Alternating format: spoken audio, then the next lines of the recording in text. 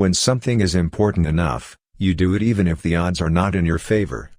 I've actually not read any books on time management. What makes innovative thinking happen? I think it's really a mindset. You have to decide. It's okay to have your eggs in one basket as long as you control what happens to that basket. The first step is to establish that something is possible, then probability will occur. When Henry Ford made cheap, reliable cars, people said, "Nah, what's wrong with a horse?" That was a huge bet he made, and it worked. My biggest mistake is probably weighing too much on someone's talent and not someone's personality.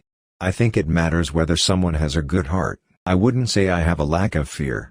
In fact, I'd like my fear emotion to be less because it's very distracting and fries my nervous system. If something has to be designed and invented, and you have to figure out how to ensure that the value of the thing you create is greater than the cost of the inputs, then that is probably my core skill. I say something, and then it usually happens.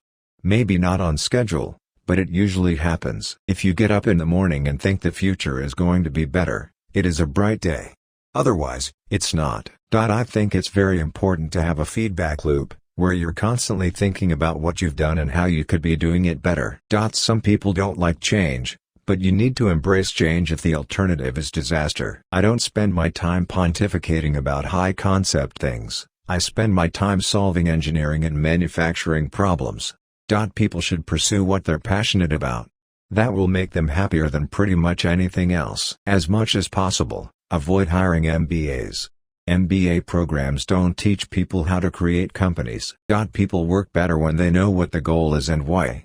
It is important that people look forward to coming to work in the morning and enjoy working. I'm interested in things that change the world or that affect the future and wondrous, new technology where you see it, and you're like, wow, how did that even happen? How is that possible? It's very important to like the people you work with, otherwise life, and your job is gonna be quite miserable. Brand is just a perception, and perception will match reality over time. Sometimes it will be ahead, other times it will be behind. But brand is simply a collective impression some have about a product. There are really two things that have to occur in order for a new technology to be affordable to the mass market.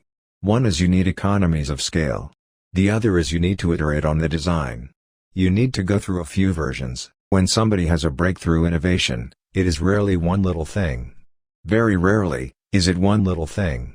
It's usually a whole bunch of things that collectively amount to a huge innovation. Persistence is very important. You should not give up unless you are forced to give up. If you're trying to create a company, it's like baking a cake. You have to have all the ingredients in the right proportion.